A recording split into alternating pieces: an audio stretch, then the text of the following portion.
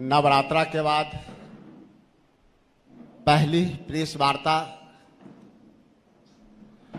नौजवान नेता हमारे जो मन की बात नहीं करते हैं, जन की बात और सबकी बात करते हैं, आदरणीय कन्हैया कुमार जी जो राष्ट्रीय सचिव हैं, कार्य समिति के हमारे सदस्य हैं और एनएसयूआई के राष्ट्रीय प्रभारी हैं। आदरणीय कन्हैया कुमार जी आपसे सीधा बात करेंगे, आपसे सवाल भी लेंगे। इस मंच पे कई महीनों से बिहार में डेरा जमाए हुए हैं हमारे राष्ट्रीय नेता और मीडिया विभाग के यहाँ कोऑर्डिनेटर बनाए गए हैं आदरणीय अभय दुबे जी। हम तो अब बिहारी ही मानते हैं इनको। मंच पे हमारे साथ हैं पार्टी के प्रवक्ता आनंद माधव जी, मीडिया विभाग के सोशल मीडिया के चेयरमैन सौरभ सिन्हा जी और इस मंच पे कन्हैया जी के साथ हमारे विधानमंडल दल के नेता परम आदरणीय डॉक्टर शकील खान साहब हैं। हम अनुरोध करेंगे कन्हैया कुमारी से कि सीधा संवाद करें। अच्छा, सीधे मुझे ही? हाँ। सबसे पहले तो बिहार प्रदेश कांग्रेस कमेटी की तरफ से सभी पत्रकार साथियों का, कैमरा के पीछे खड़े हमारे सभी दोस्तों का बहुत बहुत स्वागत, अभिनंदन। आज से बिहार प्रदेश कांग्रेस कमेटी ने एक श्रृंखला की शुरुआत की है जिसका नाम है 20 साल 20 सवाल। हर दिन पार्टी की तरफ से कोई भी अधिकृत व्यक्ति बिहार के जो 14 करोड़ लोग हैं उनसे जुड़े हुए जो मुद्दे हैं, चाहे वो नौकरी का सवाल हो, पलायन का सवाल हो, भ्रष्टाचार का सवाल हो, अपराध का सवाल हो, रोजी रोजगार, कपड़ा मकान, शिक्षा, स्वास्थ्य, सड़क, बिजली, पानी, बिहार के लोगों के जो मुद्दे हैं उस पर मौजूदा तथाकथित बीमार, बेकार, डबल इंजन की सरकार ने 20 साल में क्या किए हैं उससे सवाल जो है पूछे जाएंगे जनता की तरफ से, आपके माध्यम से जनता के लिए। आज का जो मूल विषय है, जो पहला सवाल है, उस पे हम पूरे सबूत के साथ आपके माध्यम से सरकार को भी और बिहार के करोड़ों लोगों को यह बताना चाहते हैं कि जो सरकार वोट चोरी से बनेगी वो सरकार जमीन चोर है, वो सरकार मुनाफाखोर है, वो सरकार बचत चोर है, वह सरकार बिहार के धन संसाधन को प्रधानमंत्री जी के दोस्त की तिजोरी में पहुंचाने की कवायद में लगी हुई है। अदानी जी के वारे न्यारे हैं, तमाम देश के पोर्ट, एयरपोर्ट, खान खदान उनकी झोली में पहुंचाने के बाद जो फकीर कहते थे कि झोला उठा करके चले जाएंगे, अब जो है बिहार की बारी है। प्रधानमंत्री जी के दोस्त के वारे न्यारे हैं, अदानी जी ने बिहार में भी पांव पसारे हैं और ये हम सबूत के साथ बोल रहे हैं। बिना सबूत का कोई बात हम लोग नहीं करते हैं। प्रश्न ये है, सरकार को हजारों करोड़ का प्रोजेक्ट दे रहे हैं और पावर प्लांट बनाने के लिए जो 21,000 करोड़ आवंटित किए गए, उस प्रोजेक्ट को सरकार जो है वापस ले ली और प्रधानमंत्री जी के जो मित्र हैं वो प्रोजेक्ट जो है उनको सौंप दिया गया है। मतलब वह जो हजारों करोड़ बिहार को पैकेज देने की बात की जा रही थी, वह सिर्फ और सिर्फ प्रचार था, बिहार के लोगों को कुछ नहीं मिला है। दूसरा जो विषय है कि यह जो प्रोजेक्ट है जिसकी हम चर्चा कर रहे हैं पावर प्लांट की, असल में इसकी शुरुआत यूपीए सरकार के दौरान हुई थी। भूमि अधिग्रहण शुरू हुआ था और उस वक्त ये राज्य सरकार और केंद्र सरकार को मिलकर के यह प्रोजेक्ट बनाना था। मौजूदा केंद्र सरकार ने इस प्रोजेक्ट को अपने दोस्त, इस प्रोजेक्ट के संबंध में जो राज्य सरकार की भूमिका थी वो तो राज्य सरकार ने निभाई, लेकिन जो बजट आवंटित किया गया था, जिसका बहुत प्रचार किया गया था, उस बजट से केंद्र की सरकार ने हाथ खींच लिया। और जब तीसरा जो महत्वपूर्ण बिंदु है, इसको सिलसिलेवार ढंग से आप देखेंगे तो इस बजट के में, इस प्रोजेक्ट में जितना अंबानी जी खर्च करने का प्रॉमिस, अदानी जी, माफ कीजिएगा, क्या करें दोनों एक ही हैं, बड़ा नाम मिलता जुलता है। अदानी जी कह रहे हैं कि हम 25,000 करोड़ में जो है ये प्रोजेक्ट बनाएंगे, और सरकार जो है उसके पास भी 21,000 करोड़ आवंटित था। पहला प्रश्न ये है इस प्रोजेक्ट से संबंधित, फिर ये प्रोजेक्ट जो है अदानी जी को क्यों दे दिया गया। दूसरा प्रश्न ये है, एक असेसमेंट के हिसाब से इस प्रोजेक्ट से कुल 1 लाख करोड़ का मुनाफा होना है, बचत होना है, 1 लाख करोड़ का। ये 1 लाख करोड़ अब बिहार के लोगों की झोली में नहीं पहुंचेगा, ये 1 लाख करोड़ जो है प्रधानमंत्री जी के दोस्त के तिजोरी में पहुंचेगा। तीसरा बिंदु जो है कि फिक्स रेट पर यही अदानी जी दूसरे राज्यों में 3 रुपए प्रति यूनिट, 3.5 रुपए प्रति यूनिट में जो है ठेका ले रहे हैं, पावर प्रोजेक्ट इनको मिल रहा है। बिहार में अभी अभी इनको 6 रुपए प्रति यूनिट से जो है उससे भी ज्यादा ये ठेका इनको मिला है। अगर ये 5 रुपए प्रति यूनिट से भी मिलता तो लगभग बिहार को 56,000 करोड़ रुपए की बचत होती। 56,000 करोड़। सवाल यह है कि मनमाने रेट पे, प्रति यूनिट मनमाने रेट पे यह प्रोजेक्ट अदानी जी को क्यों दिया गया है। तो 3 विषय है हमारे सामने। पहला, 1 रुपए प्रति एकड़ के हिसाब से 1,000 एकड़ जमीन अदानी को क्यों दी गई। दूसरा, जो इस प्रोजेक्ट से 1 लाख करोड़ का मुनाफा होना था वो बिहार के लोगों की जेब में पहुंचने की बजाय प्रधानमंत्री जी के दोस्त की तिजोरी में क्यों पहुंच रहा है। और तीसरा, सुविधा अनुसार 6 रुपए से भी ज्यादा प्रति यूनिट में जो है इनको ठेका मिला है, जबकि उत्तर प्रदेश में 3.5 रुपए में, और अभी जनवरी में ही बंगाल में जो है इनको 3.5 रुपए में के फिक्स रेट पर ठेका दिया गया है। तो बिहार के साथ यह अन्याय क्यों किया जा रहा है। और जब आप तीनों विषय को जोड़ करके देखेंगे तो आपको स्पष्ट हो जाएगा कि यह सरकार न सिर्फ वोट चोर है, जमीन चोर है, बचत चोर है, मुनाफाखोर है, और बिहार का हजारों करोड़ रुपया चुरा करके जिनसे चंदा लेते हैं, तुम मुझे चंदा दो मैं तुम्हें धंधा दूंगा, उस सिद्धांत पे जो है बिहार के संसाधनों की चोरी कर रहे हैं।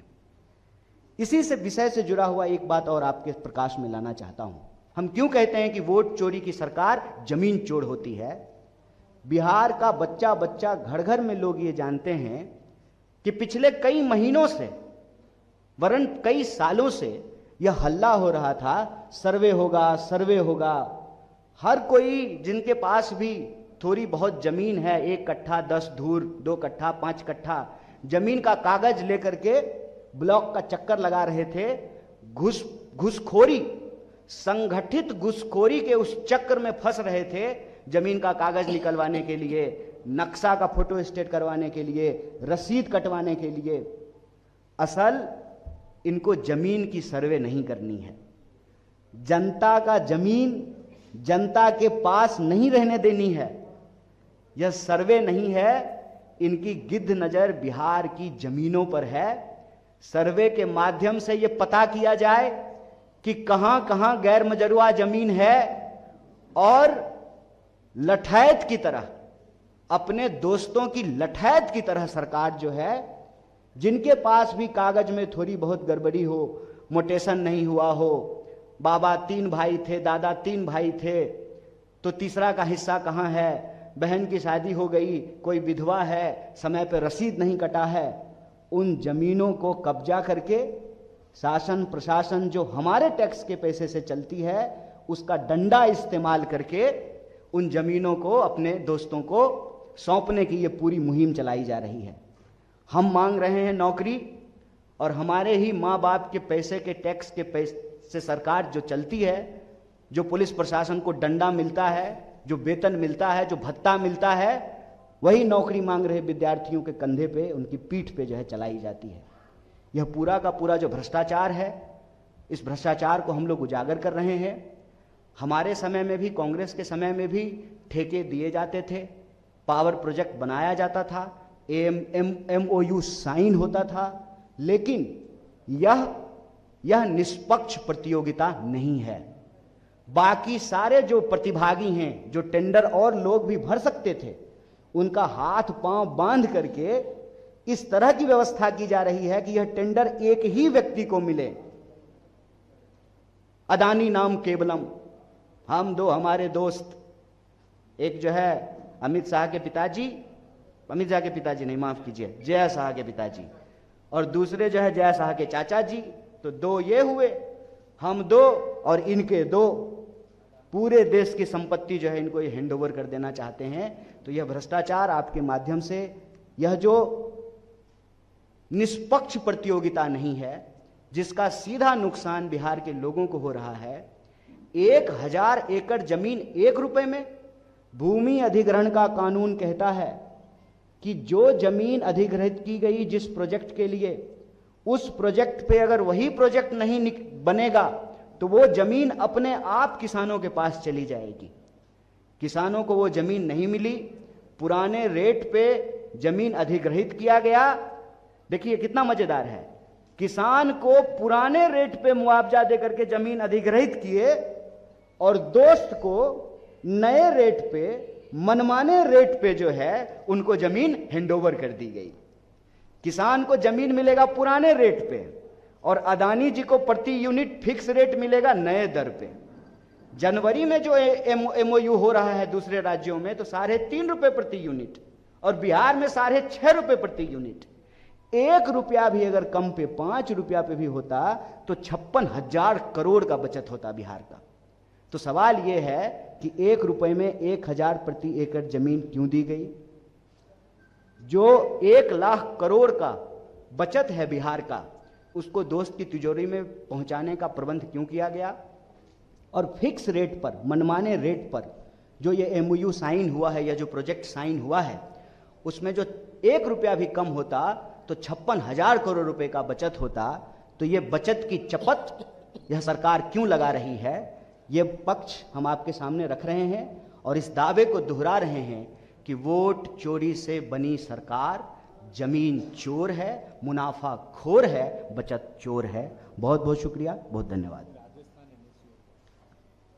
एक विषय और हम आपके समक्ष लाना चाहते हैं कि पिछले दिनों जब बड़े धूमधाम से प्रधानमंत्री जी स्वयं एक तथाकथित सांस्कृतिक संगठन का जश्न मना रहे थे, तो देश के एक प्रतिष्ठित विश्वविद्यालय में प्रशासन के ताम झाम के साथ जनता के खर्च वर्च से स्थापना दिवस मनाने का प्रयोजन राजस्थान विश्वविद्यालय में किया गया। NSY ने कहा कि हर राजनीतिक दल, हर सांस्कृतिक दल के अधिकार संविधान में समान है। किसी एक पार्टी की सरकार है, इसका यह मतलब नहीं है कि देश के विश्वविद्यालयों को उनके संगठन का, उनके विचार का चारागाह बना दिया जाए। और इसका पुरजोर मुखालफत राजस्थान NSY की पूरी यूनिट ने की, राजस्थान प्रदेश अध्यक्ष ने किया, विनोद जाखड़ ने किया। पूरे शासन प्रशासन का इस्तेमाल करके, पुलिस का इस्तेमाल करके उनके साथ मारपीट की गई और तमाम नेताओं और कार्यकर्ताओं को कई घंटों तक अलग अलग थानों में घुमाते रहे और अभी जो है उनको पकड़ करके जेल में भेज दिया गया है। हम कहते हैं यही RSS की व्यवस्था है। जिस दिन RSS का प्रभुत्व समाज पे होगा, शासन प्रशासन उनके कब्जे में होगी, उस दिन संविधान का गला दबाया जाएगा। और ये उसका सीधा उदाहरण है। आपको अगर कार्यक्रम करने का अधिकार है तो वो अधिकार सरकारी संस्थानों में करने का नहीं है। और अगर आप सरकारी संस्थान में कर रहे हैं तो आप अगर कार्यक्रम कर सकते हैं तो इस देश का नागरिक और विद्यार्थी होने के चलते उसका विरोध करने का अधिकार हमको ये संविधान देता है। फिर गैर संवैधानिक तरीके से संगीन धाराओं में, जिसका उस कार्यक्रम से और उस विरोध से कोई लेना देना नहीं है, उन छात्र नेताओं को और NSY के कार्यकर्ताओं को अरेस्ट किया गया है। हम इस मंच से न सिर्फ उसकी मजम्मत करते हैं, उसका विरोध करते हैं, बल्कि एनएसयूआई के इस साहसपूर्ण कर्तव्य के लिए, कार्य के लिए उनकी बहुत प्रशंसा करते हैं। और पूरी ताकत से बिहार प्रदेश कांग्रेस कमेटी, पूरा देश, हर विद्यार्थी जो लोकतंत्र और संविधान पसंद है उनके साथ खड़ा है, मजबूती से खड़ा है। बहुत बहुत धन्यवाद। एक तथ्य जोड़ना जरूरी है। Thank you Kanhaiya ji. आप याद कीजिए कि बिहार में 17 महीने की हमारी सरकार थी, साझा सरकार थी। नीतीश बाबू चीफ मिनिस्टर थे। बिजली पे, बजट पे बहस हो रही थी। माननीय मुख्यमंत्री जी ने खुद कहा, बिजली मिनिस्टर विजेंद्र यादव जी मौजूद थे और प्रतिकार किया भारतीय जनता पार्टी का और केंद्र सरकार का कि गुजरात में हमसे सस्ती बिजली, जो कि कहा जाता है कि पिछड़ा राज्य नहीं है, और बिहार में महंगी बिजली दी जा रही है। वक्तव्य निकाल लीजिएगा उस वक्त के बिजली मिनिस्टर का, जो आज भी बिजली मिनिस्टर हैं, उस वक्त के मुख्यमंत्री का, जो आज भी बिजली मिनिस्टर हैं। तो ये जो विरोधाभास है, सरकार बदल जाने से आप सत्य को कैसे छिपाइएगा? और अब तो छिपा नहीं रहे हैं। जैसा कि कन्हैया जी ने कहा, आप खुली छूट दे रखा है अडानी को कि वो आए और उस पर जितनी चोरी चकारी करना है वो करे। ये एक तथ्य था जो मैंने सोचा कि आपको बता दूं। धन्यवाद। कोई क्वेश्चन?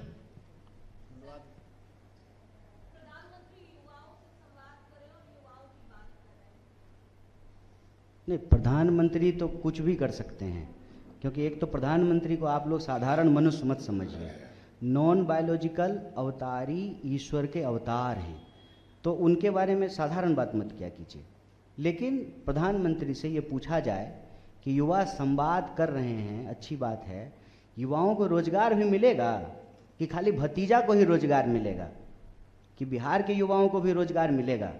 क्यों पेपर लीक हो रहा है? क्यों कोई भी परीक्षा जो है वो समय पे नहीं हो रही है? नौकरी मांग रहे विद्यार्थियों को क्यों लाठी मारा जा रहा है? प्रधानमंत्री से तो ये पूछा जाना चाहिए ना कि क्यों चपत लगाए हैं 1 लाख करोड़ का? बिहार के किसान से पुराने रेट पे ज़मीन ले लिए और जो है अपने दोस्त को जो है नए रेट पे जो है 6.5 रुपये प्रति यूनिट फिक्स रेट पे जो है प्रोजेक्ट दे रहे हैं। तो युवा संवाद खाली बोलने से, खाली गाल बजाने से नहीं होगा ना। प्रधानमंत्री जी को बस आपको अगर मौका मिले तो याद दिला दीजिएगा कि अब आप तीसरी बार प्रधानमंत्री हैं, आप नेता प्रतिपक्ष नहीं हैं। तो कब तक जो है मन की बात के नाम पर गाल बजाते रहिएगा, परीक्षा पे चर्चा के नाम पे गाल बजाते रहिएगा? कब तक जो है आप भर्ती के बारे में जो है वादा ही करते रहिएगा? डिलीवरी कब होगी? यह सवाल उनसे पूछा जाना चाहिए। आप लड़ाइएगा तो लड़ लेंगे, काहे नहीं है? तो लड़वा दीजिए, लड़ लेंगे। आप लड़वाइएगा तो लड़ेंगे सर। हैं? कांग्रेस जो मौका नहीं दे रही है तो आपके साथ आपसे बातचीत कैसे कर रहे हैं? आपको क्या जबरदस्ती थोड़ी हम आ गए हैं बुलाए? इस फैसले का हाँ और ना में हम नहीं बोलते हैं। इस फैसले का मामला तो पार्टी से है, ना? नहीं, पार्टी और व्यक्ति, हमारी पार्टी है, व्यक्ति भी महत्वपूर्ण है और पार्टी भी महत्वपूर्ण है। पार्टी का फैसला जो भी होगा, जो कन्हैया जी भी स्वीकार करते हैं, हम सब लोग स्वीकार करते हैं, तो पार्टी जी का फैसला करना। मेरी इच्छा है मंगल पे जाने की, चलिएगा तो ले चलेंगे आपको भी। बहुत धन्यवाद।